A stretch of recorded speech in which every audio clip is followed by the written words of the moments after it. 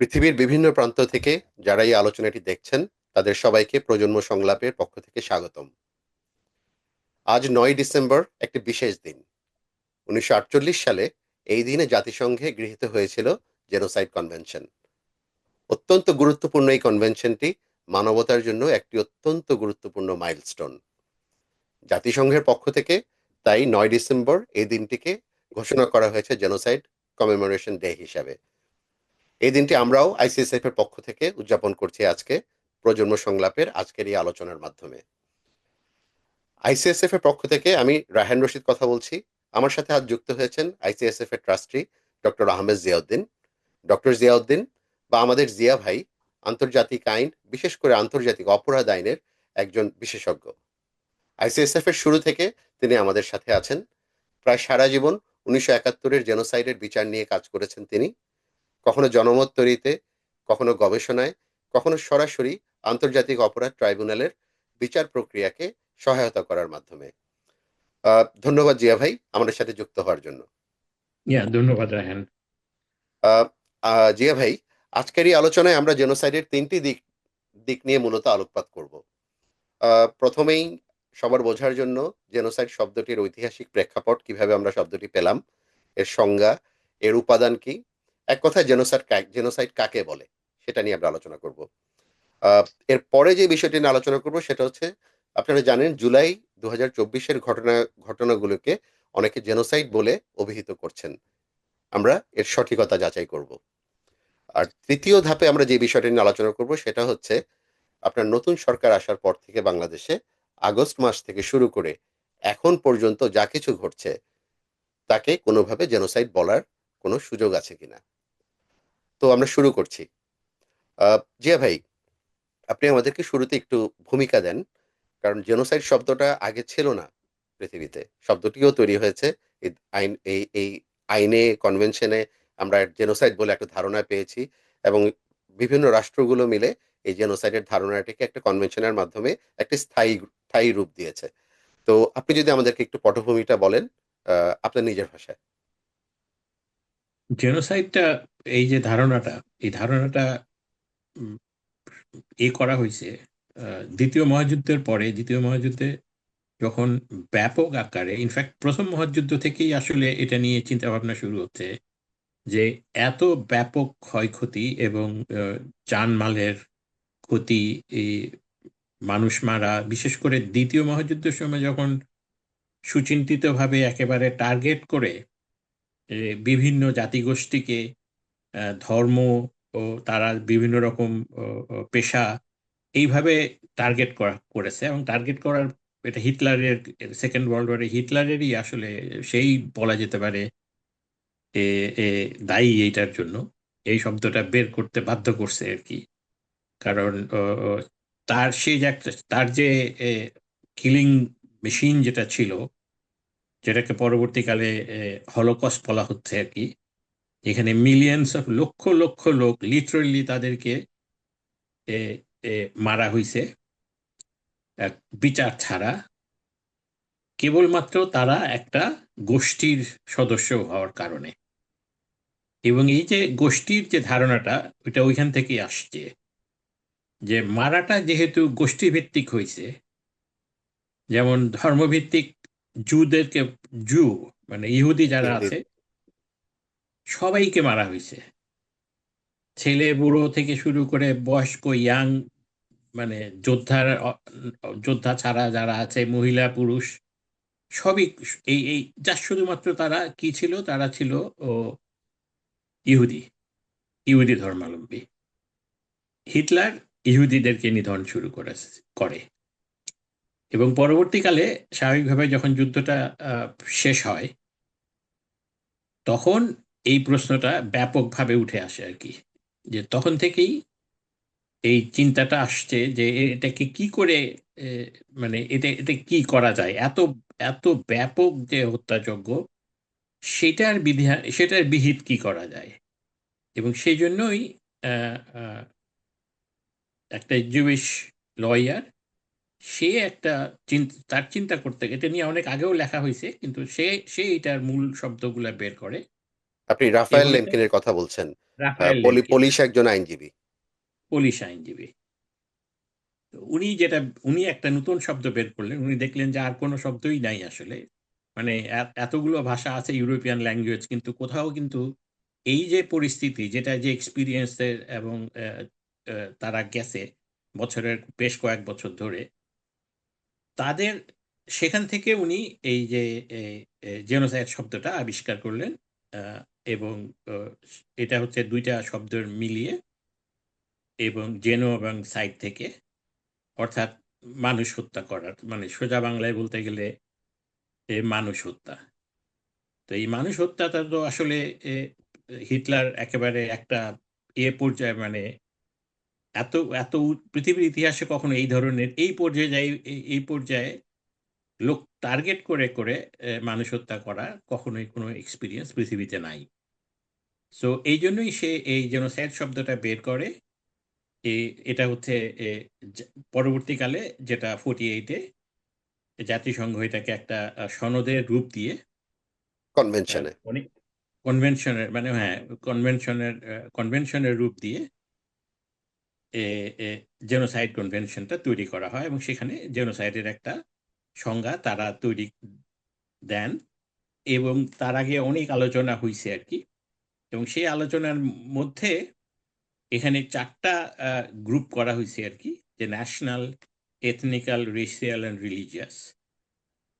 এই চারটা গ্রুপকে মূলত তারা ধরে সবাই এগ্রি করতে পারছে আর কি। কারণ এটাও তো যে কোনো ইন্টারন্যাশনাল কনভেনশন এগ্রিমেন্ট গুলাতে, ডিসকাশন গুলাতে তীব্র ও, ও ভিন্ন মত থাকে। এটা তো ছিল। এবং তারা এই চারটা গ্রুপকে এগ্রি করে সবাই ইউনানিমাসলি, যে এই গ্রুপগুলোর সদস্য হওয়ার কারণেই যদি হত্যা করা হয় কাউকে, তখন সেটাকে জেনোসাইড বলা যাবে, এবং তার একটা পানিশমেন্টের ব্যবস্থা করা হয়। বলা হয় যে এটা প্রত্যেকটা দেশ, এটা দায়িত্ব হচ্ছে তারা যেন এটার বিচার, এর আইন করে, এবং এই ঘটনা, এই জাতীয় কোনো ঘটনা ঘটলে বিচারও করে আর কি। তো কাজে তার মানে দায়িত্ব এখানে একটা হচ্ছে। যেটা মূল মূল বিষয় হচ্ছে, মানে কোনো একটা গোষ্ঠীকে তার গোষ্ঠী পরিচয়ের কারণে যদি আপনার চিহ্নিত করা হয়, টার্গেট করা হয় এবং তাদেরকে নির্মূল করার মানে কোনো পদক্ষেপ নেওয়া হয়, সেটা হচ্ছে জেনোসাইড।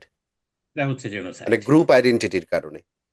গ্রুপ আইডেন্টিটির কারণে। কিন্তু এখানে কনভেনশনে যে গ্রুপগুলোর কথা বলা আছে, আলোচনার সময় কিন্তু আরো অনেক গ্রুপ ছিল। এবং বিশেষ করে পলিটিক্যাল গ্রুপের এখানে এই এই এই চারটার ভেতরে পলিটিক্যাল গ্রুপ ছিল না। কিন্তু আর মানে প্রথম ড্রাফটগুলোতে কিন্তু পলিটিক্যাল গ্রুপ ছিল। পরবর্তীকালে এটা নিয়ে তীব্র ও মতভেদ হয় রাষ্ট্রদের মধ্যে, যারা আলোচনা করতেছিল আর কি তাদের মধ্যে। পরে তারা দেখে যে না, পলিটিক্যাল গ্রুপটা তারা ড্রপ করে। এবং আহ, ফলে এই চারটা গ্রুপ যেটা, এটাই টিকে যায় আর কি। এবং আমরা এটা আমাদের বাংলাদেশের 73 সালের আইনেও কিন্তু এই গ্রুপগুলোর কথাই, চারটা গ্রুপের কথাই বলা আছে। কিন্তু সেখানে পলিটিক্যাল গ্রুপরা যেটা, মানে কনভেনশন, জেনোসাইড কনভেনশন অ্যাডপ্ট করার সময়ে তারা যেটা ফেল করছে আর কি, বাংলাদেশ করে কি যে সেই পলিটিক্যাল গ্রুপটাকেও ইনক্লুড করে সংজ্ঞায়িত করে 73 সালের আইনে। আমি এই বিষয়টাতে আসছি জিয়া ভাই। সেটা হচ্ছে যে তাহলে যেটা আমাদের অনুষ্ঠানটা যারা শুনছেন বা দেখছেন, আহ, তারাও হয়তো একটা জিনিস খেয়াল করবেন, যেটা হচ্ছে যে আপনার যেই গ্রুপগুলোকে, মানে বা যেই ধরনের গ্রুপগুলোকে আপনার আইডেন্টিফাই করা হলো, যে যা বলা হলো যে এরা হচ্ছে প্রোটেক্টেড গ্রুপ এবং এদের বিরুদ্ধে কিছু যদি করা হয় সেটা হবে জেনোসাইড, মানে তাদেরকে নির্মূলের উদ্দেশ্যে যদি কিছু করা হয়। তো তাহলে পলিটিক্যাল গ্রুপটা বাদ পড়লো, কেন বাদ পড়লো? আপনি যেটা বলতে চাচ্ছেন সেটা হচ্ছে যে ওই সময় আপনার যেই রাষ্ট্রপক্ষগুলো এই এই কনভেনশনটা তারা যখন এটা লিখছিলেন এবং সেটাকে যখন আপনারা অ্যাডপ্ট করছিলেন, তখন দেখা গেল যে একটা বিতর্ক তৈরি হয়।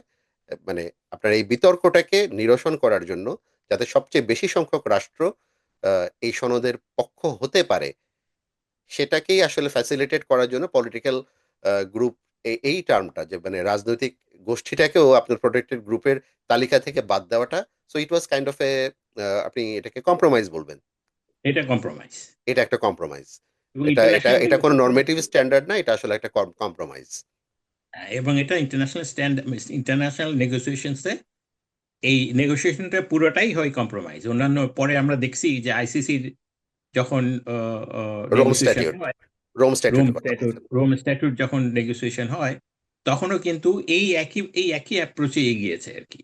যে তখনও কথা এসেছিল যে আমরা যেহেতু একটা সুযোগ পেয়েছি যে আমরা জেনোসাইডের সংজ্ঞাটাকে ওপেন আপ করে এটাকে আর একটু আপডেট করা যায় কিনা আর কি। এবং ইন্টারন্যাশনালি আর তত বাই দেন অনেকগুলো দেশেই কিন্তু বিভিন্ন রকম মামলা মোকদ্দমা হয়েছে, অর্থাৎ অনেক ঘটনা ঘটে গেছে পৃথিবীতে তখন তারপরে কিন্তু এরা ফাইনালি যেটা ডিসাইড করছে যে এটা যদি ওপেন আপ করা হয় তাহলে অনেক বিতর্ক আসবে, যে বিতর্ক এই মূল রোম স্ট্যাটিউটের যে উদ্দেশ্য, যেটা আইসিসি সেট আপ করাটা, একটা একটা পার্মানেন্ট একটা বডি, একটা পার্মানেন্ট একটা কোর্ট সেট আপ করা, সেই সবে তার ভেতরে অনেক বিতর্কের তৈরি করবে। তারা যেটা করছে সেটা হচ্ছে যে, এবং সব রাষ্ট্র এটা রাজি হয়েছে, প্রথম থেকে এটা তারা রাজি হয়ে আছে যে যেটা মোটামুটি ভাবে যে যেটা ইউএন ডেফিনেশন যেটা আছে, অর্থাৎ জেনোসাইড কনভেনশনের যে ডেফিনেশন, আমরা সেই ডেফিনেশনই এটা অ্যাডপ্ট করব। এটার কোনো পরিবর্তন আমরা করতে চাই না, বিকজ এটা অনেক বিতর্কের সৃষ্টি করবে এবং অনেক হয়তো বিভাজনও হতে পারে আর কি। সো এই জন্য তারা এটা করে নাই, কিন্তু সবাই কিন্তু সচেতন যে বিশেষ করে পলিটিক্যাল গ্রুপটা, এই গ্রুপটাকে হর হামেশাই কিন্তু এই এই গ্রুপকে টার্গেট করা হয় বিভিন্ন দেশে, যত জায়গাতে তো এই বাস্তবে তো আসলে জেনোসাইডের। যেটা হয়, মানে বেশি বেশি সংখ্যক জেনোসাইড তো আসলে হয় রাজনৈতিক গ্রুপকে টার্গেট করেই। কারণ রাজনৈতিক গ্রুপ। হলোকস্টের সময় আপনার যেমন ধরেন আপনার ওখানে তো জার্মানির ইহুদিদেরকে টার্গেট করা হলো, কিন্তু বাস্তবে তো যেটা হয়, মানে ইন প্র্যাকটিস আমরা যেটা গত আহ, প্রায় 1 সেঞ্চুরি ধরে দেখছি, পৃথিবীর ইতিহাস যদি যাচাই করি তাহলে দেখবেন যে আপনি আসলে সবসময় একটা পলিটিক্যাল আইডেন্টিটির কারণেই কোনো একটা গ্রুপ, কোনো একটা গোষ্ঠী টার্গেটেড হচ্ছে। টার্গেটেড হয়। এখানে একটা জিনিস, যারা আইনের ছাত্র, যারা আইনের শিক্ষক বা পার্টিকুলারলি আন্তর্জাতিক আইনের নিয়ে যারা কাজ করেন, আপনি নিশ্চয়ই খেয়াল করেছেন, আপনি সারা জীবন আন্তর্জাতিক আইন নিয়ে কাজ করেছেন, যে আপনার যারা আইনের ছাত্র বা শিক্ষক তাদের মধ্যে আপনার এই বিভিন্ন কনভেনশনগুলো, জাতিসংঘের কনভেনশনগুলো যখন অ্যাডাপ্ট করা হয়, তারা এই কনভেনশনগুলোর মধ্যে একটা একটা প্রবণতা আছে, এই কনভেনশনগুলোকে তারা খুব একটা বুকিশ জায়গা থেকে দেখে। বুকিশ জায়গাটা হচ্ছে এই অর্থে যে তারা কনভেনশনের কথাগুলোকে বেদ বাক্য মনে করে যেটা, এগুলো যে আসলে যে বাস্তবে প্রতিটাই যে আসলে কম্প্রোমাইজের ফলাফল, একটা আন্তর্জাতিক নেগোসিয়েশন এবং কম্প্রোমাইজের ফলাফল, এই দৃষ্টি এই এই এই প্রেক্ষাপটটা অনেকেই ভুলে যান। তো জেনোসাইড কনভেনশনের ক্ষেত্রেও অনেক আপনি খেয়াল করবেন যে পলিটিক্যাল গ্রুপটা শেষ মুহূর্তে আপনার বাদ পড়লো। কারণ আপনিও পড়েছেন, আমিও পড়েছি জেনোসাইড কনভেনশনের ওই সময়কার এই যে নেগোসিয়েশন গুলো হচ্ছে, নেগোসিয়েশনের আমরা পুরো পুরো দলিলগুলো পড়েছি। ওখানে দেখলাম যে আসলে কিন্তু খুব জোরালো মতামত ছিল এবং জোরালো কনসেনসাসও ছিল। আপনার পলিটিক্যাল গ্রুপ যেন আপনার মানে একটা প্রোটেক্টেড গ্রুপ হিসেবে থাকে, কিন্তু শেষ মুহূর্তে সেটা নেগোসিয়েশনেই যে বাদ পড়লো। কারণ ওটা থাকলে অনেক রাষ্ট্র তারা বললো যে আমরা এই এই চুক্তিতে স্বাক্ষর করব না। তো এই জায়গাগুলো, এই এই পার্সপেক্টিভটা আসলে খুব ইম্পর্টেন্ট। এবং আপনি যেটা একটু আগে বললেন যে আপনার 1973 সালে বাংলাদেশ যখন আপনার আন্তর্জাতিক অপরাধ ট্রাইব্যুনালস আইনটা প্রণয়ন করলো বাংলাদেশ সরকার পার্লামেন্টে, আহ, সেখানে কিন্তু বাংলাদেশ কিন্তু সেই জাতিসংঘের কনভেনশনের যেই মানদণ্ড তৈরি করে করে দেয়া ছিল সেটার মধ্যে নিজেকে লিমিটেড রাখেনি, সীমিত রাখেনি। বাংলাদেশ কিন্তু ঠিকই এগিয়ে গিয়ে আপনার পলিটিক্যাল গ্রুপ বা রাজনৈতিক গ্রুপকেও সেই প্রোটেক্টেড গ্রুপ হিসাবে একটা প্রোটেকশন দিল। তার মানে বাংলাদেশের যে আমাদের যে আন্তর্জাতিক অপরাধ আইনের যে জেনোসাইডের সংজ্ঞা, সেটা কিন্তু আহ, আন্তর্জাতিক জেনোসাইড কনভেনশনের থেকে এগিয়ে থাকা, পিছিয়ে থাকা তো নয়ই, বরং এগিয়ে থাকা। আর এখানে আপনার যারা আহ, যারা আইনের ছাত্র বা যারা আইন বিষয়ে যাদের একটু আগ্রহ আছে তাদের একটা জানা থাকা উচিত, আপনার আন্তর্জাতিক আইন যখন কনভেনশন গুলা হয় তখন একটা অব্লিগেশন থাকে কি, যে সেখানে আন্তর্জাতিক আইনের মাধ্যমে একটা ন্যূনতম মানদণ্ড নির্ধারিত হয়, জিয়া ভাই, তাই না? হ্যাঁ, এবং মিনিমাম স্ট্যান্ডার্ড একটা একটা থাকে। মিনিমাম স্ট্যান্ডার্ড, এটাই কিন্তু আলটিমেট স্ট্যান্ডার্ড তারা নির্ধারিত হয় না একটা কনভেনশনের মাধ্যমে। এবং রাষ্ট্রপক্ষগুলো কিন্তু চাইলেই তারা চাইলে আরো অগ্রসর, আরো অ্যাডভান্সড স্ট্যান্ডার্ড তৈরি করতে পারে। এক্স্যাক্টলি, ঠিক আছে, সেই এক্স্যাক্টলি। ন্যূনতম তো বটেই, তারও উপরে দাঁড়িয়ে আপনার আরো অ্যাডভান্স স্ট্যান্ডার্ড তৈরি করতে পারে। এবং সেটাই আসলে যে কোনো সভ্য দেশের কাছে প্রত্যাশা। যে আপনি দেখবেন যে আপনার ইউরোপের দেশগুলোতে বহু দেশেই আপনার কিছু আপনার এই যে পরিবেশ সংক্রান্ত অনেক মানদণ্ড আছে, যেগুলো আন্তর্জাতিক পরিবেশ সংক্রান্ত বিভিন্ন কনভেনশনেরও মানদণ্ড থেকে অনেক এগিয়ে থাকা। ঠিক আছে? এবং এটা একটা ভালো দিক। এটা একটা ভালো ব্যাপার। খারাপ ব্যাপার তো নয়ই, বরং এগিয়ে থাকা। হ্যাঁ, আপনার আন্তর্জাতিক মানদণ্ড থেকে একটু পিছিয়ে থাকাটা অবশ্যই সেটা কাঙ্ক্ষিত না। কিন্তু এগিয়ে থাকাটা তো সবসময় একটা ভালো ব্যাপার। এবং বাংলাদেশের সেই আন্তর্জাতিক অপরাধ ট্রাইব্যুনাল আইনে কিন্তু আমরা সেই এগিয়ে থাকার কাজটা করেছিলাম। এই জেনোসাইডের সংজ্ঞা নিরূপণের ক্ষেত্রে। 73 সালের আইনে। ৭৩ সালের আইনে। কারেক্ট। আ এটা এটা ছিল ১ম বিষয়টা জি ভাই আপনার সাথে আলোচনার। এবার ২য় বিষয় যেটা একটা আলোচনা করতে চাচ্ছি, এটা খুবই আলোচিত বিষয়। সেটা হচ্ছে আপনি বাংলাদেশে জুলাই মাসে এই বছরের আপনার যখন আপনার ব্যাপক আন্দোলন চলছে, আ আপনার সংঘাত হচ্ছে এবং প্রচুর হতাহত হয়। ছাত্রদের মধ্য থেকে, পুলিশের মধ্য থেকে, বিরোধী রাজনৈতিক দলের মধ্য থেকে, সরকারি পক্ষের রাজনৈতিক দলের কর্মীদের পক্ষ থেকে। তো এই হতাহত হওয়ার ঘটনাগুলাকে আমরা পরে দেখেছি এটাকে এই ম্যাসাকার, এটা তো আসলে ম্যাসাকার। মানে আপনার দেশের বিভিন্ন পর্যায়ে রাজনৈতিক সংঘাতের ফলে ম্যাসাকার।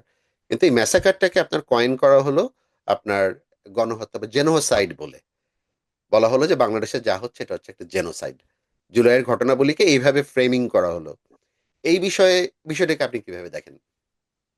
এটা তো আমি কোনো অবস্থাতেই এটা জেনোসাইডের সংজ্ঞার ভিতরে যদি আসে তাহলে এটা জেনোসাইড হবে, জেনোসাইডের সংজ্ঞার ভেতরে যদি না আসে তাহলে এটা জেনোসাইড হওয়ার কোনো সুযোগ নাই।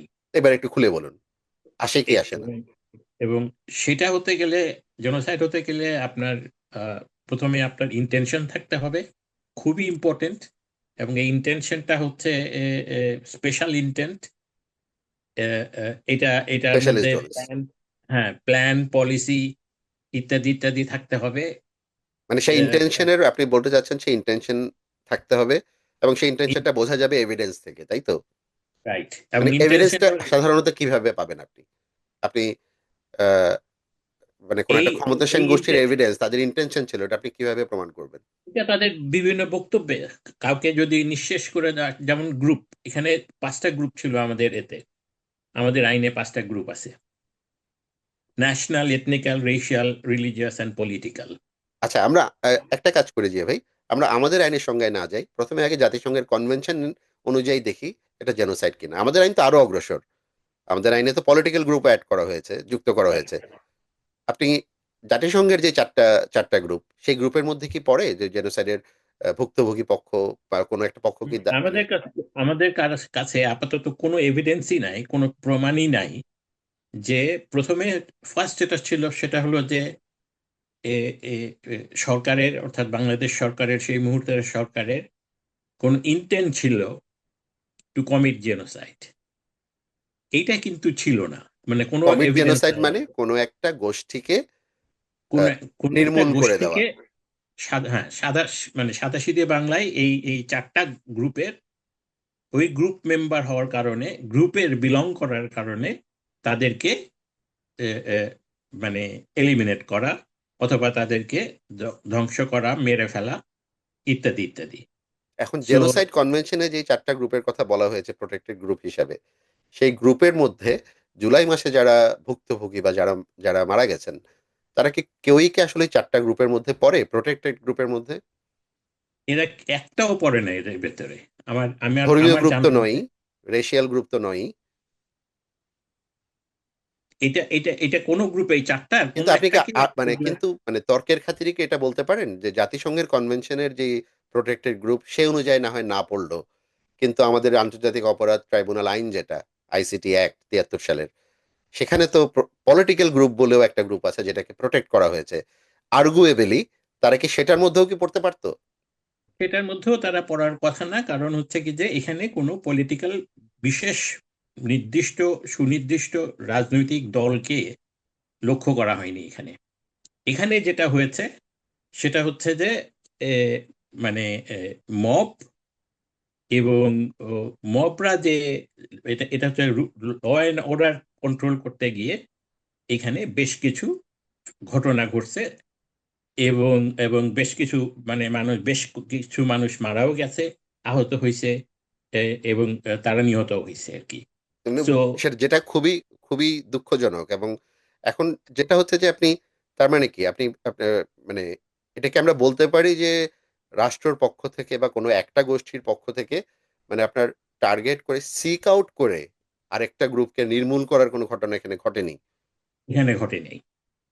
এইটা আপনার, এটা যদি দেখেন, অ্যাটলিস্ট আমরা টেলিভিশনে তো, এখন তো এই পুরো ঘটনাটাই তো আসলে টেলিভিশনের ক্যামেরার সামনে ঘটছে আর কি, এবং সোশ্যাল মিডিয়াতে তো এগুলো আমরা এবং দেখেছি। সোশ্যাল মিডিয়াতে আসছে।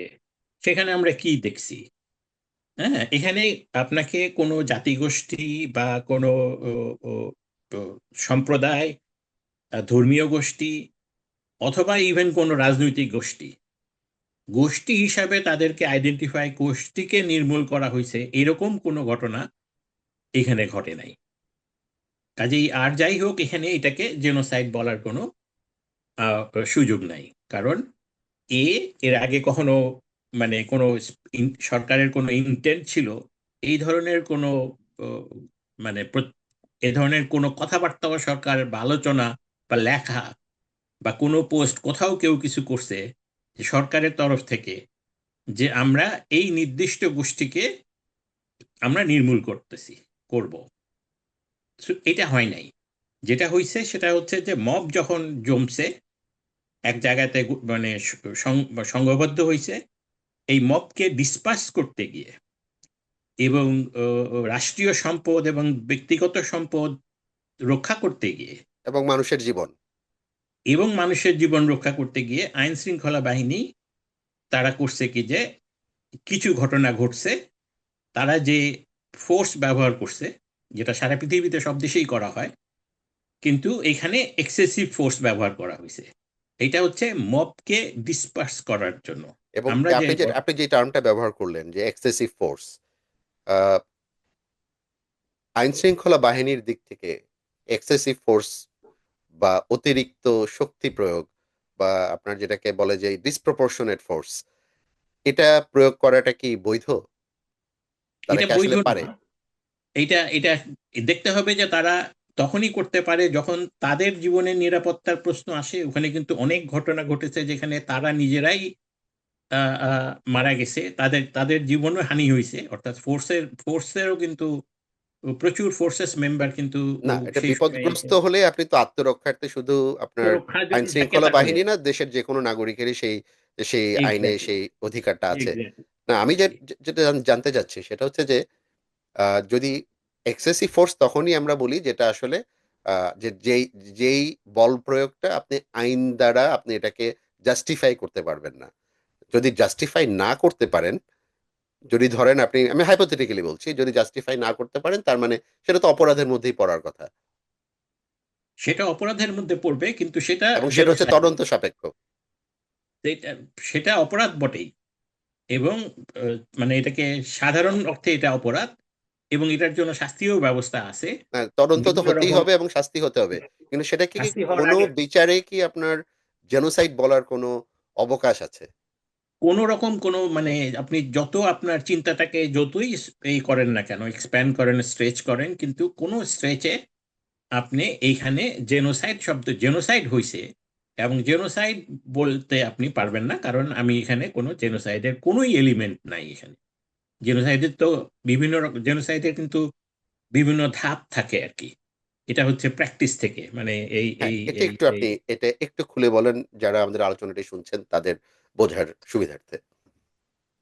জেনোসাইড যেহেতু বলা হচ্ছে যে এই যে এই গোষ্ঠী ভিত্তিক লক্ষ্য করতে হবে, টার্গেট করতে হবে, তো তখন যেটা যেটা দেখা যায় অভিজ্ঞতা থেকে, যে আগে প্রথমে জেনোসাইড যারা করবে, যাদের মনের ভেতরে মানে তারা এক গোষ্ঠীকে নিধন করবে আর কি, তখন তারা যেটা করে সাধারণত একটা গোষ্ঠীকে মানে সেই গোষ্ঠীর ইচ্ছার, তার মানে আপনি বলতে চাচ্ছেন নিধন করার ইচ্ছাটির একটি, এটার মানে এটা প্রমাণ থাকতে হবে। হ্যাঁ, এটা প্রকাশ থাকতে হবে, প্রমাণ তো থাকতেই হবে, এবং এই প্রমাণ ছাড়া কিন্তু কোনো কোনো আদালতে কোনো ঘটনাগুলোকে, যতই দুঃখজনক ঘটনা হোক না কেন, হ্যাঁ, তাকে জেনোসাইড বলা যাবে না। কারণ এটা আপনাকে মনে রাখতে হবে যে এই অপরাধটা, জেনোসাইড শব্দ, জেনোসাইডের অপরাধটা, যত অপরাধ পৃথিবীতে আছে সবচেয়ে মানে গুরুতর অভিযোগ। কারণ এটা জেনোসাইডকে তো বলা হয় মানে মানে ক্রাইম অফ ক্রাইমস। রাইট। এই জন্য এটাকে মানে চট করে হিসাব মানে কোনো চিন্তা ভাবনা না করে কোনো প্রসেসের ভেতরে না গিয়ে কোনো টেস্টের মধ্যে না গিয়ে এই জেনোসাইড বলাটা এটা ঠিক না, এবং এটা বলা যায়ও না। কাজেই এটা আমরা বলি না, এবং আমরা কেউই বলতে পারবে না এটাকে। কাজেই জেনোসাইড শব্দটাকে, এটা গুরুত্ব, এটা এত ভারী একটা শব্দ এবং এত সিরিয়াস একটা ক্রাইম, মানে ভেরি সিরিয়াস ক্রাইম। এই যে আপনি যেটা বললেন যে যেটা বলা হয় যে ক্রাইম অফ ক্রাইমস আর কি, যেটা এইটা মানে এক্সেপশনাল ক্রাইম একেবারে। এইটাকে এত এত সহজ করে ফেলাটা উচিত না। ওই সময়ে মানে জুলাই আগস্ট সহজ বলতে আপনি বলতে চাচ্ছেন এটাকে এটাকে ট্রিভিয়ালাইজ করে ফেলা হয়ে যায় হয়। ট্রিভিয়ালাইজ করা ঠিক না এটা, কারণ এটার এই এই এটা শব্দের একটা গুরুত্ব আছে, এটা একটা মহত্ব আছে, এটা একটা বিশেষ অর্থ আছে, এটা একটা ভয়াবহ জিনিস। এই ভয়াবহ জিনিসটাকে স্বাভাবিক করে ফেলাটা ঠিক না, এই এই এই অতি ব্যবহার করার জন্য। এবং এবং এবং মানে কথায় কথায় জেনোসাইডটা ব্যবহার করার ফলে এইটা এখন জেনোসাইডটার যেন গুরুত্ব না হারিয়ে ফেলে। যারা জেনোসাইডের জন্য, জেনোসাইড যে ডেফিনেশনটা হয়েছে, এটা এর অতীতে যত জেনোসাইড ভিকটিম ছিল পৃথিবীতে, তারা এই শব্দটার জন্যই মানে তারা এইটা খুবই সচেতন এই ব্যাপারে। ফলে আমাদেরও প্রত্যেককেই কিন্তু অনেক সতর্ক থাকতে হবে যে আমরাও যেন মানে খুব সহজভাবে জেনোসাইডটাকে খুব সহজ না করে ফেলি, এটা একটা ইজি ব্যাপার না করে ফেলি। এটা খুবই মানে এটা এটা এটা খুবই কঠিন একটা শব্দ, এবং কাউকে জেনোসাইডের অভিযুক্ত করাটাও কিন্তু মনে রাখতে হবে যে পৃথিবীর সবচেয়ে গুরুত্বপূর্ণ অপরাধে সে অভিযোগ হচ্ছে আর কি। তো কাজেই এইটা যদি মানে যেসব প্রমাণ দরকার, যেমন আমরা যা দেখতেছি এখানে এখানে কাউকেই এই যে জুলাই অগাস্টে মানে একটা সিঙ্গেল ইন্ডিভিজুয়ালকে অথবা গ্রুপ অফ ইন্ডিভিজুয়ালসকে জেনোসাইডে অভিযোগ করা উচিত না বলে আমি মনে করি। কারণ এর জেনোসাইডের এলিমেন্টই ছিল না।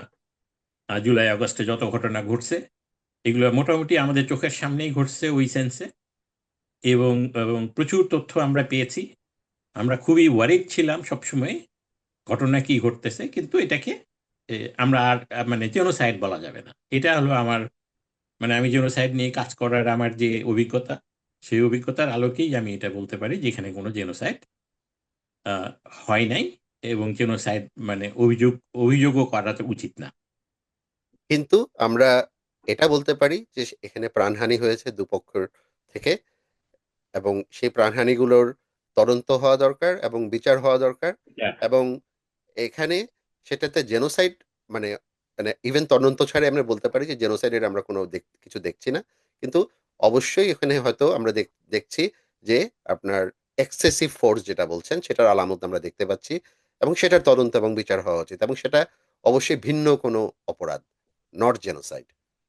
হ্যাঁ, এর ফলে আমরা যেটা বলতে পারি খুব সহজ করে যে এখানে এই সময়ে জেনোসাইড হয় নাই, অন্য অপরাধ হয়েছে। ধন্যবাদ জিয়া ভাই। আহ, তাহলে আমরা আরেকটু এগিয়ে যাই তাহলে। এর তো জুলাই মাস গেল। জুলাই মাসের পরে আপনারা দেখবেন সরকার পরিবর্তন হলো 5ই আগস্ট। 5ই আগস্টের পর থেকে 5ই আগস্টের পর থেকে আমরা বাংলাদেশে একটা ভিন্ন ধরনের মানবাধিকার পরিস্থিতি দেখতে পাচ্ছি। আমরা দেখতে পাচ্ছি যে গত 4 মাস ধরে আপনার সংখ্যালঘু সম্প্রদায়ের উপরে আক্রমণ হচ্ছে। সেই সংখ্যালঘু আপনার ধর্মীয় সংখ্যালঘু, জাতিগত সংখ্যালঘু, এমনকি লৈঙ্গিক সংখ্যালঘু, সংখ্যালঘু যেমন এলজিবিটি কিউ কমিউনিটি, তাদের উপরও আক্রমণগুলো হচ্ছে। তারা হুমকির সম্মুখীন হচ্ছেন। যেমন ধর্মীয় সংখ্যালঘুর ক্ষেত্রে যদি আপনি ধরেন, ধর্মীয় সংখ্যালঘুর ক্ষেত্রে আপনি আহ, সনাতনী ধর্মের অনুসারী যারা, তাদের উপরে ব্যাপক আক্রমণ হচ্ছে, যেটা এখন আসলে অস্বীকার করার বা ধামাচাপা দেওয়ার কোনো সুযোগই নেই। আপনি হয়তো সরকারের পক্ষ থেকে তাদের যারা প্রচারকরা আছেন বা তাদের প্রোপাগ্যান্ডিস্টরা, তারা এগুলোকে দেখানোর চেষ্টা করছেন যেগুলা ভারতের অপপ্রচার বা এসব বলে চালানোর চেষ্টা করছেন। কিন্তু কিন্তু এটা ধামাচাপা দেওয়ার কোনো উপায় নেই। সেটা গেলো সনাতনী ধর্মের ক্ষেত্রে। খ্রিস্টানদের উপরে আক্রমণ হচ্ছে, বৌদ্ধদের উপরে আক্রমণ হচ্ছে, আহ, সুফি সম্প্রদায় বিভিন্ন মাজারগুলোতে আক্রমণ হচ্ছে, আপনার আহমদিয়া বা কাদিয়ানীদের উপর আক্রমণ হয়েছে।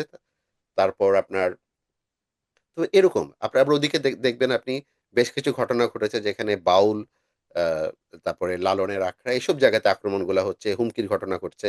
এটা এক ধরনের সিস্টেমেটিক অ্যাটাক, এবং এটা বেশ ওয়াইড স্প্রেড আমরা যা দেখছি। আবার ওদিকে দেখেন, এগুলো তো গেল এক ধরনের। আবার ওদিকে আগে যারা ক্ষমতায় ছিলেন, আওয়ামী লীগ, ছাত্রলীগ, যুবলীগ বা তাদের সমর্থক, আহ, বা যাদের পরিবারেও কেউ এমন ছিলেন, তারাও আক্রান্ত হচ্ছেন শারীরিকভাবে। তারপরে তাদেরকে মানে যাদের ভাগ্য ভালো তারা মামলা পাচ্ছেন, যাদের ভাগ্য খারাপ তাদেরকে মেরেই ফেলা হচ্ছে। তো এই যে ঘটনাগুলো ঘটছে, এগুলো কিন্তু এক একটা প্রোটেক্টেড গ্রুপ আমাদের আইন অনুযায়ী। রাজনৈতিক দল হিসেবে আওয়ামী লীগ, ছাত্রলীগ প্রোটেক্টেড গ্রুপ। আপনার বিভিন্ন ধর্মাবলম্বী যে গোষ্ঠী, তারা গোষ্ঠী হিসেবে প্রোটেক্টেড গ্রুপ। এই যে এই যে এক একটা প্রোটেক্টেড গ্রুপ যে অ্যাটাক হচ্ছে, এবং সেই অ্যাটাকটা মানে টুয়ার্ডস এলিমিনেশন, মানে in whole or in part, এইটাকে কি জেনোসাইড বলা যায়? আমি এটা আপনাকে খুব একটা ক্রিটিক্যাল প্রশ্ন করলাম, কারণ জেনোসাইড শব্দটা এমন যে যারা জেনোসাইড নিয়ে কাজ করি আমরা কখনো এটাকে খুব হালকাভাবে এই শব্দটা ব্যবহার করি না। এবং একটু আগে আপনি যেটা বললেন যে অন্যরাও যখন কেউ করে এটাকে হালকাভাবে ব্যবহার করে, আমরা কিন্তু আমরা সেটার প্রতিবাদ করার চেষ্টা করি। এখন এই যে ঘটনাগুলো ঘটছে, এগুলোর মধ্যে কি আমরা জেনোসাইডের লক্ষণ দেখছি কিনা? এটার আলামত আছে, এবং এটার মানে এটা যে জেনোসাইড, যে জেনোসাইডের দিকেই আমরা কিন্তু হাঁটতেছি, এবং এটা কিন্তু অনেক বেশি ওয়ারিং জিনিস। অতীতের সাথে, অর্থাৎ 5ই জুলাইয়ের আগের কাহিনী, আগের যেসব ঘটনা, সেটার সাথে 5ই জুলাই পরবর্তী যে ঘটনাগুলো, সেটার ভিতরে যে মূল তফাৎটা, সেটা হলো পাঁচই যে অগস্ট, আগে 5ই অগস্ট বলছি। 5ই আগস্ট, সরি, 5ই আগস্ট, 5ই আগস্টের আগের এবং পরের ঘটনার ভিতরে তফাৎটা হচ্ছে টার্গেট করা, গ্রুপ করা, এবং গ্রুপকে টার্গেট করে এলিমিনেশনের চেষ্টা করা আর কি। হ্যাঁ, তো এইটা এইটা এবং ইন্টেনশন থাকা। তার মানে হচ্ছে যে আপনি যখনই একটা গ্রুপকে টার্গেট করতেছেন, আপনি বলতেছেন যে এটা সনাতনী হিন্দু, অথবা খ্রিস্টান, অথবা আহ, আহ, আহ, আদিবাসীরা, সো পাহাড়ি মানুষ। এইভাবে যখন আপনি টার্গেট করেন, তার মানে আপনার কিন্তু অলরেডি একটা ইন্টেনশন ভেতরে তৈরি হয়ে আছে। আপনি অন্য কাউকে তো টার্গেট করতেছেন না। আপনি যখন কেবলমাত্র একটা রাজনৈতিক দলের সদস্য হিসেবে আপনি যখন টার্গেট করেন, এক্ষেত্রে আওয়ামী লীগ এবং আওয়ামী লীগের অঙ্গ সংগঠন যা আছে তাদেরকে যেভাবে টার্গেট করে ঘরে ঘরে গিয়ে, অথবা তাদের বাড়িঘর পুড়িয়ে দিয়ে, অথবা ব্যবসা প্রতিষ্ঠান পুড়িয়ে দিয়ে তাদেরকে যে নির্মূল করার চেষ্টা, ইভেন পার্টি অফিসগুলোকে পুড়িয়ে দিয়ে। সো এই এই এইটা এটাকে যেহেতু পরিকল্পনা করে এই কাণ্ডগুলা ঘটানো হচ্ছে, এই অপরাধগুলা ঘটানো হচ্ছে, এইটা কিন্তু হয় মানে এটাকে এখনো ফুল ফ্লেজেড জেনোসাইড চলতেছে সেটা হয়তোবা আমরা এখনো বলবো না, কারণ হচ্ছে কিন্তু আমি মনে করি যে এটা এটা এটা কিন্তু মানে জেনোসাইডের রাস্তায় আমরা হাঁটতেছি। এবং এটা যদি মানে পরিবর্তন না হয়, এটাকে যদি উল্টানো না যায়, রিভার্স না করা যায়, তাহলে এটাকে এক পর্যায়ে এটাকে ফুল ফ্লেজেড আমরা জেনোসাইডই তখন বলা শুরু করব, যে যেটা হচ্ছে সেটা জেনোসাইডই হইতেছে। এখানে মনে হয় একটা জিনিস যুক্ত করা দরকার, যেটা হচ্ছে যে জেনোসাইড যখন হয়, জেনোসাইডটা কিন্তু এটা অনেক ধাপে ধাপে আসে। আপনারা যারা জেনোসাইড স্কলারশিপ নিয়ে কাজ করেন বা যারা গবেষণা করেন তারা জানবেন, যেটা হচ্ছে যে জেনোসাইড একটা, যেটা আপনি বললেন যে ফুল ব্লোন জেনোসাইড, ফুল ব্লোন জেনোসাইড কিন্তু মানে অনেক অনেক পরের কথা, যখন আর কিছুই করার নেই, তখন আসলে জেনোসাইড হয়ে গেছে। কিন্তু জেনোসাইডটা আসলে শুরু হয় অনেক আগে থেকে। আপনার গ্রেগরি স্ট্যান্টন, একজন একাডেমিক, উনি অ্যাক্টিভিস্ট, উনি একটা খুব ইন্টারেস্টিং তালিকা করেছেন যে জেনোসাইডের 10টি ধাপ। তো ওই ধাপগুলো কিন্তু, অনেকগুলো ধাপ কিন্তু আমরা এখন বাংলাদেশের ক্ষেত্রে দেখতে পাচ্ছি, লক্ষণগুলা, মানে এই, এবং সেটা খুব মানে ওয়ারিং, এটা খুব ওয়ারিং। এবং কারণ আমরা জেনোসাইডের যে ধাপগুলো, ওগুলো আমরা রোহিঙ্গাদের ক্ষেত্রে দেখেছিলাম পার্শ্ববর্তী দেশ মায়ানমারে। এবং এবং ওই ধাপগুলো অস্বীকার করা বা ওগুলোকে ইগনোর করতে করতে করতে করতে রোহিঙ্গাদের কিন্তু একটা ফুল ব্লোন জেনোসাইডে সেটা রূপ পেল। তো এই এক্স্যাক্টলি। জায়গাগুলো আমাদের একটু মনে রাখা দরকার। আর আর আপনি যখন বললেন একটু আগে যে আওয়ামী লীগ বা ছাত্রলীগ, তারা যে আপনার একটা তাদের দলগত মানে রাজনৈতিক পরিচয়ের কারণে তারা টার্গেটেড হচ্ছে, এবং সেই টার্গেটিং এর একটা বড় লক্ষ্য হচ্ছে যে আপনার তাদেরকে এলিমিনেট করা, এলিমিনেট করা, মানে আংশিকভাবে অথবা পুরোপুরি। এখন সেটার কি আমরা এভিডেন্স দেখছি? একটা তো সেটার একটা তো evidence একটা তো মারা হচ্ছে। তাদের মৃত্যুগুলো তো এটা তো ওয়েল ডকুমেন্টেড। মানে আপনার মানে একদম যদি কনজারভেটিভ একটা এস্টিমেটও করা হয় সেটাও কয়েকশো, এবং এগুলোর কোনো বিচারও হচ্ছে না। কিন্তু এটা ছাড়া ইন্টেনশনের যেই আপনার যে একটা এলিমেন্ট, ইন্টেনশনের প্রমাণ সরকারের পক্ষ থেকে বা যারা ক্ষমতাসীন যারা তাদের পক্ষ থেকে, আমরা কি সেই ইন্টেনশনের কোনো আলামত বা প্রমাণ কি পাচ্ছি বা দেখছি? ইন্টেনশনের প্রমাণ আমরা পাচ্ছি এবং দেখছিও, কারণ দেখা যাচ্ছে কি যে বিভিন্ন জায়গা থেকে যেভাবে ঘোষণাগুলো আসতেছে বা যেসব বক্তব্য আসতেছে যে আওয়ামী লীগকে নির্মূল করা হবে, আওয়ামী লীগকে কোনো অবস্থাতে দেশে কোনো জায়গা দেয়া হবে না, খুব গুরুত্বপূর্ণ মানুষরা কিন্তু এই ধরনের বক্তব্য দিচ্ছে। হ্যাঁ, যে সেখান থেকে সেটা থেকে এবং পরিষ্কার হয়ে দায়িত্বে থাকা মানুষরা বলছে। দায়িত্বে থাকা মানুষরা যে আওয়ামী লীগের কোনো অবস্থান নাই বাংলাদেশে, এই টাইপের, মানে এই টাইপের কথাটা কিন্তু আসলেই মানে এ- আপনার এ- এটা এটা এটা জেনোসাইডাল। এটা এটা তো জেনোসাইডের ভাষা। এটা এটা তো জেনোসাইড। জেনোসাইডের ভাষা। এটা অস্বীকার করার কোনো উপায় নেই এই ধরনের উক্তিগুলা। এবং এরকম উক্তি আমরা দেখছি শত শত, এবং সেগুলো সেই সেই মন্তব্যগুলা উক্তিগুলো করছেন এমন সব মানুষ যারা আসলে দায়িত্বে আছেন বিভিন্ন জায়গায়। মানে যারা হ্যাঁ, আসলে এবং বেসিক্যালি দায়িত্ব বলতে আপনি নিশ্চয়ই এটা বোঝাতে চাচ্ছেন যে যারা আসলে ডিসিশন মেকিং পাওয়ারের মধ্যে আছেন, যারা পলিসি ডিসিশন ডিকটেট মেকিং এ করছেন। আছে, এবং যারা তাদের খুবই কাছাকাছি আছে, যারা তাদের আহ, আহ, মানে গ্রুপের মধ্যে, নেটওয়ার্কের মধ্যে এবং বিভিন্ন পর্যায় থেকে। মানে পলিসি ডিকটেট করা বা পলিসি ইনফ্লুয়েন্স করার পজিশনে আছেন। এক্স্যাক্টলি, এবং তারা বিভিন্ন পর্যায়ে, মানে এটা একেবারে একদম উপর থেকে আসতেছে এবং তারপরে ধাপে ধাপে নিচু পর্যন্ত এবং লোকেরাও সেই কিন্তু। সেই ইচ্ছা বা যে ইন্টেন্টের কথা বলছি, সেটার প্রতিফলনও আমরা দেখছি যে হচ্ছে। আচ্ছা, এমন কিছু কি সরকারের পক্ষে করা সম্ভব ছিল যার দ্বারা তারা প্রমাণ করতে পারতেন যে তারা এটার সাথে যুক্ত না, এটা আসলে তাদের ইচ্ছা না? এটা এইটা একটা প্রথমত, হাইপোথেটিক্যাল কোয়েশ্চেন।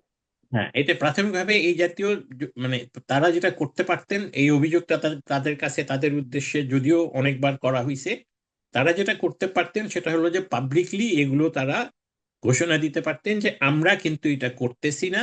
এবং সেকেন্ড, খুবই গুরুত্বপূর্ণ হচ্ছে কি যে এগুলাকে আটকানোর চেষ্টা করা। বেসিক্যালি এবং আপনার রুল অফ ল কে এনশিওর করা, এগুলার বিরুদ্ধে তদন্ত করা, থামানোর চেষ্টা করা, বিচার করা, যেটা আমরা কোনো এভিডেন্স নাই কিন্তু আমাদের। না, আমরা ওটার কোনো লক্ষণই দেখছি না। বরং আরো দিনকে দিন এটা আরো বাড়ছে। এখানে আপনার মনে আছে যে সেপ্টেম্বর মাসের শেষ দিকে একটা আরেকটি আন্তর্জাতিক মানবাধিকার সংগঠন, লেমকিন ইনস্টিটিউট। আ লেমকিন ইনস্টিটিউটের কথা একটু বলি। লেমকিন ইনস্টিটিউট মূলত যেটা করে যে ওরা বিভিন্ন দেশে, বিভিন্ন বিভিন্ন দেশগুলোতে যখন ওরা যদি কোনোখানে জেনোসাইড এর লক্ষণ দেখে, তারা এগুলোর উপর কিন্তু আপনার আ রেড ফ্ল্যাগ ইস্যু করে। মানে এক ধরনের ওয়ার্নিং ইস্যু করে। যেমন তারা তাদের কিছুদিন আগেও তারা আজারবাইজানের পটভূমিতে করল। তো ওরা বাংলাদেশের পরিস্থিতি তারা তাদের মনিটর করার পরে এটা যে তাদের অ্যাসেসমেন্ট যে বাংলাদেশে যা হচ্ছে তা নিয়ে আপনার একটা জেনোসাইড রেড ফ্ল্যাগ কিন্তু তারা তারা রেইজ করলেন। সেটা হচ্ছে আ এই ৫ই আগস্টের পরের থেকে যা হচ্ছে তা নিয়ে। এবং মানে আপনি তো এরপরে খেয়াল করেছেন যে সেই রেড ফ্ল্যাগ লেমকিন ইনস্টিটিউটের স্টেটমেন্ট, ওটা কিন্তু বাংলাদেশের কোনো মিডিয়া এটাকে নিউজ ওয়ার্দি মনে করেনি। এটা নিয়ে একটা শব্দ উচ্চারণ করেনি। বরং আমরা এর বিপরীতে দেখলাম খুব দ্রুত সময়ের ব্যবধানে আপনার ভেরি কুইক সাকসেশন ৩ টা আ এটার লেখাটার সমালোচনা বের হলো। ওপিনিয়ন পিস টাইপের। আপনার এবং আমরা এটাও দেখলাম, মানে ওপিনিয়ন পিস গুলোর অবশ্যই একটাই বক্তব্য, basically Lemkin institute got it wrong. তারা ভুল। তাদের তাদের তাদের অভিযোগ ভিত্তিহীন বা তাদের রেড ফ্ল্যাগ ভিত্তিহীন। এটাই ছিল ওই ৩ টা লেখার আ মূল কথা। যেটা খুব ইন্টারেস্টিং, এই লেখাগুলোকে আমরা পরবর্তীতে দেখলাম, মানে লেমকিন ইনস্টিটিউটের স্টেটমেন্ট যদি নাও ছাপায়, কিন্তু এই লেখাগুলা কিন্তু বাংলাদেশের মিডিয়া এটাকে কভার করলো। একটা পত্রিকা তো সেটা ছাপালোই। আবার আমরা আরো একটা ইন্টারেস্টিং জিনিস দেখলাম যে ডক্টর ইউনূস সরকারের যে আপনার যে প্রেস সচিব, উনি ফেসবুকে গিয়ে এই লেখাগুলার মানে লেমকিনের সমালোচনামূলক লেখা, লেমকিনকে সমালোচনা করে লেখা লেখাগুলোকে উনি প্রচার করার জন্য উনি সবাইকে আহ্বান জানালেন শেয়ার করে। তো এই জায়গাটাকে আপনি কেমন ভাবে দেখেন?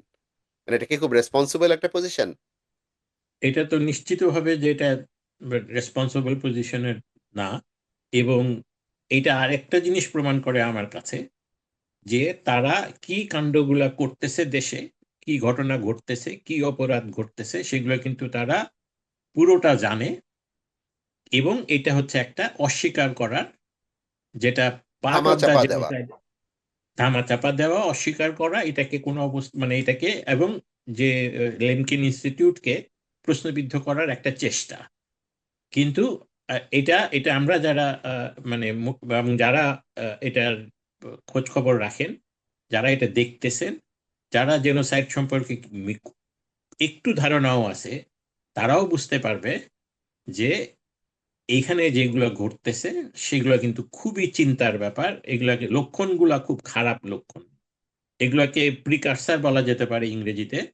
যে এই ঘটনাগুলা কিন্তু ইন্ডিকেট করতেছে যে জেনোসাইড মানে ইদার আন্ডারগোয়িং, অর এটা কিন্তু আমরা এই যে ওই রাস্তাতেই আছি আর কি। ওই এবং পথেই হাঁটা হচ্ছে।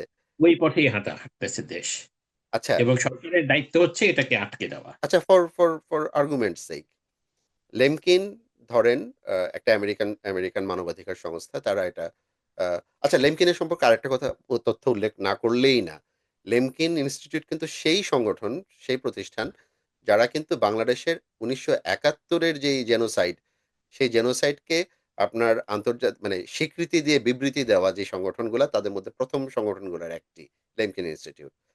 তারা খুব আনইকুইভোক্যালি বলেছে, মানে কোনো ধরনের ইয়ে ছাড়া, ক্যাভিয়েট ছাড়া, যে 1971 সালে বাংলাদেশে যা হয়েছে সেটা জেনোসাইড। এটা কিন্তু পৃথিবীর খুব কম সংগঠন এটা বলেছে। মানে আমাদের 71-এর পরে তো 53 বছর চলে গেল। 53 বছরে খুব কম সংগঠন এই কথাগুলো খুব স্পষ্টভাবে বলেছে। তার মধ্যে লেমকিন ইনস্টিটিউট একটি। তো আমি আবার আবার আগের কথায় ফিরে আসি।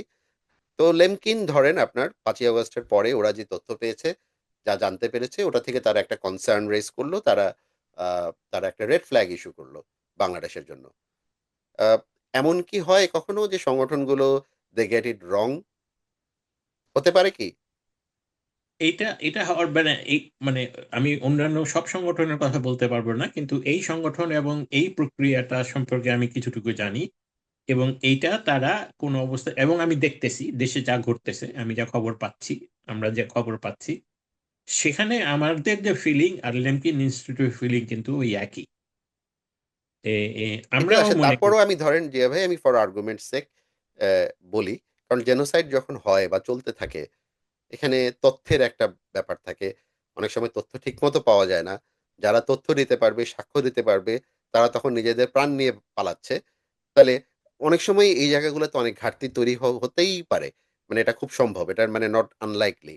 তো এরকম একটা পরিস্থিতিতে আমি ধরে নিলাম লেমকিন বা এরকম কোনো একটা সংগঠন কোনো একটা কোনো একটা কিছুকে তারা দে গেট ইট রং। ঠিক আছে?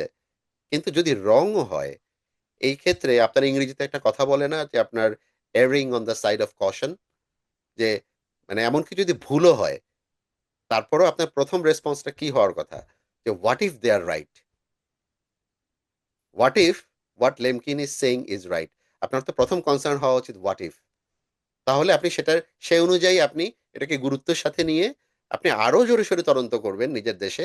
আপনার আইন শৃঙ্খলা পরিস্থিতি প্রতিষ্ঠানগুলোকে, আহ, বাহিনীগুলোকে সরাসরি নির্দেশ দিবেন, বিচারালয়গুলোকে নির্দেশ দিবেন যেন বিষয়গুলোকে আপনার খুব গুরুত্বের সাথে নেওয়া হয়।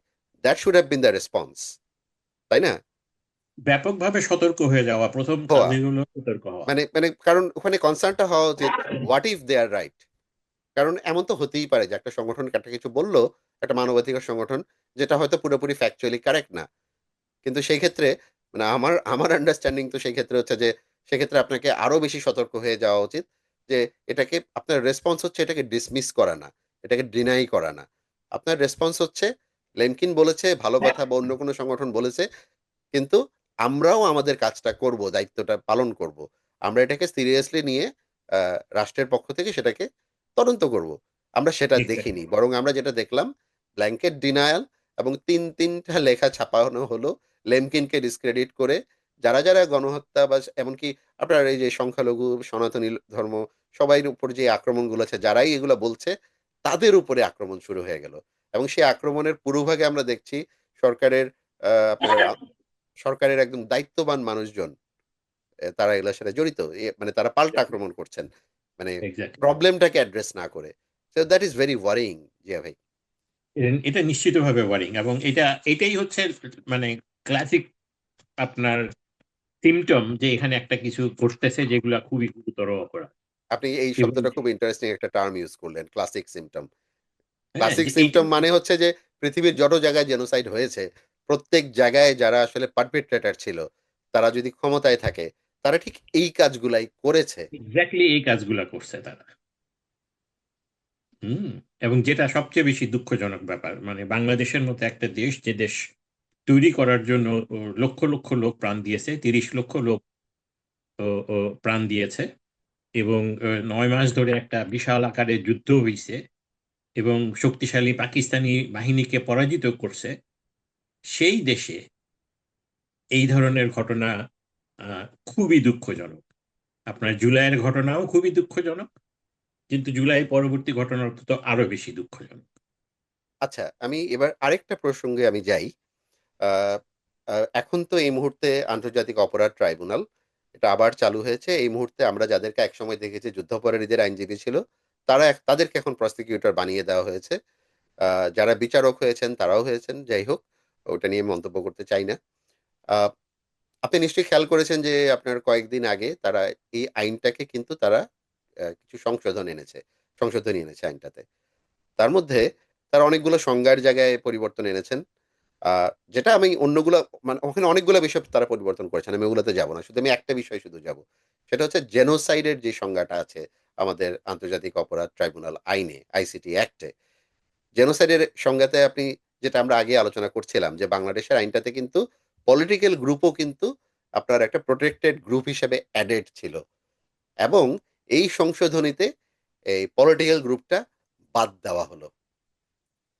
এখন কিন্তু আমাদের আইনে আর পলিটিক্যাল গ্রুপ প্রোটেক্টেড গ্রুপ না, আমাদের আইনটা এগিয়ে ছিল, সেটাকে পিছিয়ে দেওয়া হলো। এটাকে কিভাবে দেখেন? কি মনে হয় আপনার, কি মোটিভেশন কাজ করেছে এর পেছনে? এটা আমি মনে করি এটা হলো কাইন্ড অফ রিগ্রেসিভ আইন হয়েছে একটা, যে এটা আমরা যেটা আন্তর্জাতিক আইনকে ডেভেলপ করার জন্য আমাদের বাংলাদেশের আইনটাকে অনেক জায়গাতে ইন্টারন্যাশনাল ডিসকাশনে, জেনোসাইড রিলেটেড ইন্টারন্যাশনাল ডিসকাশনে এটাকে মডেল হিসাবে প্রেজেন্ট করা হয়েছে, অতীতে বিভিন্ন জায়গাতে করা হয়েছে।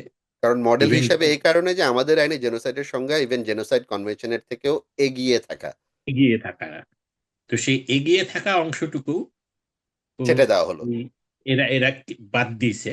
এখন এখানে আরেকটা, মানে তার আগেও আরেকটা প্রশ্ন আছে, সেটা হচ্ছে যে তাদের লেজিটিমেসিটি নিয়েও তো প্রবলেম আছে আর কি।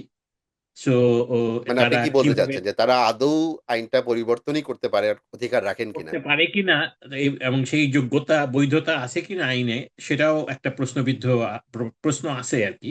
সেটা একটা বাট খুবই ইন্টারেস্টিং, সেটা আরেকটা ইন্টারেস্টিং আলোচনা, জিয়া ভাই। সেটা আমরা হয়তো আমরা এই প্রজন্ম সংলাপেরই আরেকটা পর্বে আমরা হয়তো আরেকটু বিশদভাবে আলোচনা করতে পারি। আমরা ওটাতে না যাই, ঠিক আছে?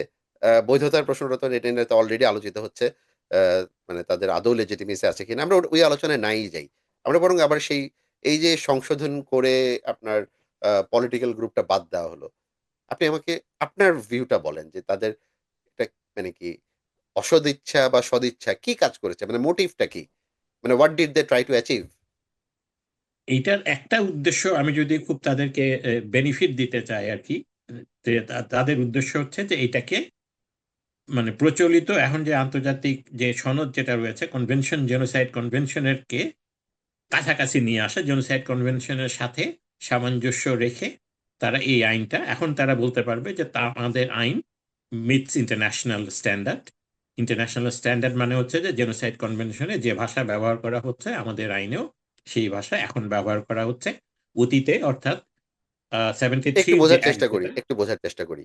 আমাদের আইনের স্ট্যান্ডার্ড জেনোসাইড কনভেনশনের চেয়েও এগিয়ে ছিল, আরেকটু উপরে ছিল। আমরা কেটে ছেটে বলে দিয়ে বললাম যে না, আমরা এখন নেমে কনভেনশনের লেভেলে চলে আসছি। হ্যাঁ, মানে এইটা এটা এটা কি অগ্রগতিটা হচ্ছে পেছন দিকে অগ্রগতি?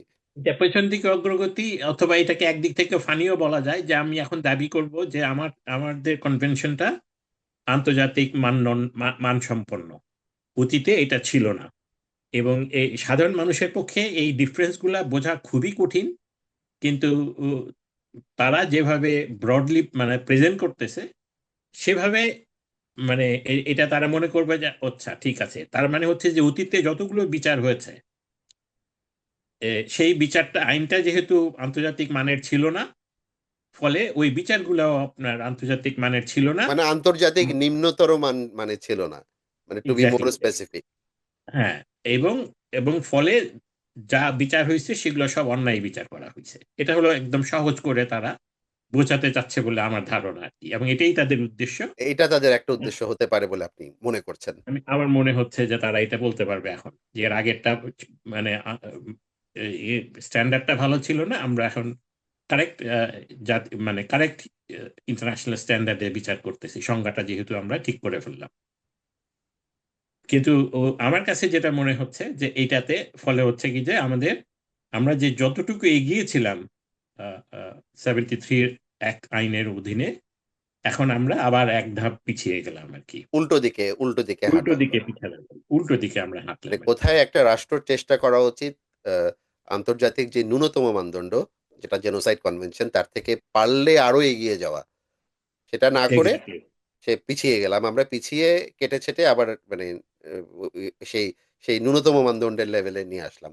আচ্ছা, এটা একটা দিক। আচ্ছা, এমন কি হতে পারে, এটা আমি জাস্ট আপনার সাথে আমি বিষয়ে একটু আলোচনা করতে চাচ্ছিলাম, এবং যারা শুনছেন তারাও হয়তো জিনিসটা নিয়ে ভাবতে পারেন। দেখেন, আমি যে যে ক্যাটাগরি বা যে গ্রুপগুলোর কথা একটু আগে আমরা আলোচনা করছিলাম, যারা প্রোটেক্টেড গ্রুপ হিসাবে 5ই আগস্টের পর থেকে আক্রান্ত, মানে আক্রান্ত এবং তারা প্রোটেক্টেড গ্রুপের আওতাতেও পড়ে বাংলাদেশের আইসিটি অ্যাক্ট অনুযায়ী, সংজ্ঞা অনুযায়ী। এর মধ্যে ধর্মীয় গ্রুপগুলো তো অবশ্যই পড়ে, কিন্তু আওয়ামী লীগ, ছাত্রলীগ, যুবলীগ বা মানে রাজনৈতিক যে গ্রুপগুলোকে মানে তাদের রাজনৈতিক পরিচয়ের কারণে টার্গেট করা হচ্ছে, তারা ফ্যাসিবাদী, তারা ইত্যাদি ইত্যাদি এসব বলে, এই যে নির্মূল করার চেষ্টা, এটাও কিন্তু আমাদের আইসিটি অ্যাক্টের আওতায়, তারা কিন্তু আসলে protected group as a political group. এটা কি আমরা বলতে পারতাম? হ্যাঁ, এটা এটা নিশ্চিত ছিল, এখনো ছিল। এখন তারা এটাকে বাদ দেওয়ার পরিপ্রেক্ষিতে তার একটা বিরাট অংশ, বিরাট অপরাধগুলো মানে অনেক অপরাধ, অনেক এটাকে আর অনেক জেনোসাইডের মধ্যে আপনি যেন না না আর্গু করা আর যায়। জেনোসাইড যেন না বলতে পারে, যে তারাও যে জেনোসাইড কমিট করতেছে আর কি। এবং আমরা তো মনে করি যে হচ্ছে এই ঘটনাগুলো যদি হয়, তাহলে তো আমরা একটু আগে আলোচনা করলাম যে এগুলো শুধু প্রিকারসার না, এটা আসলেও জেনোসাইড। এটা এটা এটা এটা এটা খুব সিনিস্টার এটা, মানে if that is the motive, এবং দেখে মনে হচ্ছে তাই। কারণ আপনার একটা রাজনৈতিক দলকে, তার সমর্থকদেরকে বিভিন্ন লেবেল দিয়ে, বিভিন্ন তকমা দিয়ে, তাদেরকে শুধু তকমাই দেওয়া হচ্ছে না, হয়রানি করা হচ্ছে না, আপনার শুধু মামলাই দেওয়া হচ্ছে না, তাদেরকে মানে অনেককে তো মেরেই ফেলা হচ্ছে। এবং এমন একটা পরিস্থিতি তৈরি করা হচ্ছে, তাদের আহ, ঘরবাড়ি জ্বালিয়ে দেওয়া থেকে শুরু করে তাদের ব্যবসাপাতি, তাদের রুটি রুজি, তাদের আয় করার মানে নিজেরা যে আয় করে যে বেঁচে পড়তে থাকবে সেই জায়গাটা বন্ধ করে দেওয়া হচ্ছে, যাতে তারা নির্মূল হয়ে যায়। এটা তো নির্মূলের নকশা। এবং হ্যাঁ, এই নকশাটা তো আসলে মানে আপনার যে কোনো জেনোসাইডের সংজ্ঞাতে পড়ে। এবং ইন্টারেস্টিংলি আমাদের আইসিটি একটা সংজ্ঞাতে, যদি পলিটিক্যাল গ্রুপের এগেনস্ট এটা হয়, সেটা তো অবশ্যই জেনোসাইডের সংজ্ঞাতে পড়ে। কিন্তু এই যে আইনটাকে সংশোধন করলেন তারা, এবং সেখান থেকে পলিটিক্যাল গ্রুপটাকে প্রোটেক্টেড গ্রুপের তালিকা থেকে বাদ দিলেন, দেখে মনে হচ্ছে যে এটা যেন অ্যাজ ইফ তারা আহ, নীতি নির্ধারকরা এটা নিশ্চিত করতে চাচ্ছেন যাতে এই রাজনৈতিক নিধন এবং নির্মূলকরণ যেই অভিযান, এটাকে যেন জেনোসাইড না বলা যায়। এক্স্যাক্টলি। আপনার আরেকটা জিনিসকে আপনি খেয়াল করেছেন, যখন আপনার সনাতনী ধর্মের বা বিভিন্ন জায়গায় কাউকে মারা হচ্ছে, মারা যাচ্ছে, এবং এটা নিয়ে যখন কথা উঠছে, ডক্টর মোহাম্মদ ইউনূস থেকে শুরু করে এমনকি তাদের সমর্থক, যারা প্রত্যেকে একটা কথাই বলার চেষ্টা করে, যে এরা ধর্মীয় পরিচয়ের কারণে কিন্তু এদেরকে মারা হচ্ছে না, এদেরকে মারা হচ্ছে তাদের রাজনৈতিক পরিচয়। রাজনৈতিক পরিচয় মানে বলতে চাচ্ছে যে তারা আওয়ামী লীগের সমর্থক বা নেতা কর্মী, এই কারণে তাদেরকে মারা হচ্ছে, as if that is an acceptable thing. তো তার মানে তাদের আমি আমি আমি তাদের তাদের চিন্তার ধারাটা বোঝার চেষ্টা করছি। তারা কি এমন মনে করেন যে আপনার একটা ভিন্ন রাজনৈতিক গোষ্ঠীর কাউকে, ওদেরকে মেরে ফেলাটা, রাজনৈতিক পরিচয়ের কারণে মেরে ফেলাটা, ইটস ওকে? আপাতত এখন তো সেটাই মনে হচ্ছে, কারণ এই যখন আপনি ডেলিবারেটলি এই আইনের একটা সংশোধন করলেন এবং সংশোধন করে পলিটিক্যাল গ্রুপটাকে আপনি আইনের বাইরে রাখলেন, অর্থাৎ পলিটিক্যাল গ্রুপকে এখন যদি টার্গেট করা হয় অ্যাজ এ গ্রুপ, গোষ্ঠী হিসাবে, এবং তারপরে তাদেরকে যদি এলিমিনেট করার যদি করা হয়, এবং মানে তার অর্থাৎ তাদেরকে শুধুমাত্র হত্যা না, এই ইত্যাদি ইত্যাদি এমন লাইফটা এমন করে দেওয়া তাদের জন্য যে তারা যেন টিকতে না পারে, এবং এই ধরনের বক্তব্য, ও এর আগে আমরা যেটা আলোচনা করলাম যে এই ধরনের বক্তব্য বিভিন্ন লেভেল থেকে আসা, যে তাদেরকে, তাদের কোনো স্থান থাকবে না বাংলাদেশের মাটিতে, ইত্যাদি ইত্যাদি, এই টাইপের যে কথাবার্তাগুলোর সাথে কিন্তু মিলে যায়। এবং এইটা এইটা ডেফিনেটলি বলা যেতে পারে যে এটা একটা উদ্দেশ্য। এর আগে আমরা যেটা বলছি সেটা হচ্ছে যে আরেকটা উদ্দেশ্য ছিল যে এই পলিটিক্যাল গ্রুপটাকে বের করে নিয়ে আসাটা, এই সংজ্ঞার বাইরে রাখা। আর ডেফিনেটলি তারা এখন, তারা জানে যে তারা টার্গেট করতেছে অথবা তারা টার্গেট করবে বা করা হচ্ছে, সেই জিনিসটাকে যেন তারা নিজেরাই অপরাধী না হতে পারে এরপরে। কারণ দিন তো আসলে এইটা না, এরপরেও আরো বহুদিন, মানে বহু ঘটনা ঘটবে ভবিষ্যতে। তো তখন যেন এইটা, তারা যেন নিজেরা যেন বিপদে না পড়ে, নিজেদেরকে এক ধরনের সুরক্ষা দেওয়া। নিজেদেরকে একভাবে সুরক্ষা দেওয়া আর কি। কিন্তু এইভাবে এই বাট ইট এই ইজ নট চেষ্টা গোয়িং টু ওয়ার্ক, জিয়া ভাই। সেটাই হচ্ছে এটা যে এইভাবে, হ্যাঁ বলেন। মানে এটা তো it is not going to work, এভাবে তো আসলে হয় না। বরং এইটা যে নিশ্চিত। তারা করলেন, আইনটাকে পরিবর্তন করলেন, এটাই তো একটা প্রমাণ হয়ে গেল। মানে দ্যাট ইটসেলফ ইজ হ্যাঁ, অ্যান এভিডেন্স অফ গিল্ট। এটা এর ভিতরে একটা যে মানে অসৎ উদ্দেশ্য যেটা আছে, সেটা খুব পরিষ্কার হয়ে গেল আর কি। এবং এটা এটা একদিক থেকে খুব ভীতিকর আমাদের কাছে, কারণ এই উদ্দেশ্যটা কিন্তু খুবই খারাপ কথা। কারণ অ্যাটলিস্ট এই প্রোটেক্টেড গ্রুপের থাকাকালীন পলিটিক্যাল গ্রুপগুলোকে প্রোটেক্ট করা, হ্যাঁ, এটা যখন বের করে নিয়ে আসা হলো, তার মানে হলো যে তারা অটোমেটিক্যালি টার্গেট যে হবেই, এটা ধরেই নেওয়া যায় আর কি। এবং এবং সেটাই আসলে বাস্তবে দেখা যাচ্ছে যে তাদেরকে টার্গেট আরেকটা করে, একটা গ্রুপকে আহ, টার্গেট আমাদের করে আমাদের এলিমিনেট করা। আমরা আমরা আমাদের এই আলোচনার নির্ধারিত সময়ের শেষ দিকে চলে এসেছি। আহ, আমি শুধু একটা জিনিস খালি আমি শেষ একটা প্রশ্ন আপনাকে আমি করতে চাই। এই যে 2024-কে একটা ভিন্নভাবে উপস্থাপন করার একটা চেষ্টা, বা এটাকে 1971-এর বিপরীতে দাঁড় করানোর একটা চেষ্টা, 24-এ যা হচ্ছে সেটাকে গণহত্যা বলা, এবং সেই গণহত্যাকে কোনোভাবে 1971-এর গণহত্যা 30 লক্ষ মানুষের, সেটার মুখোমুখি দাঁড় করানো, এই চেষ্টাটাকে আপনি কিভাবে দেখেন? এটাও কিন্তু মানে পরিষ্কার আমার কাছে, যে তাদের উদ্দেশ্য হলো যে এখানে জেনোসাইড কমিট, মানে জেনোসাইড করা।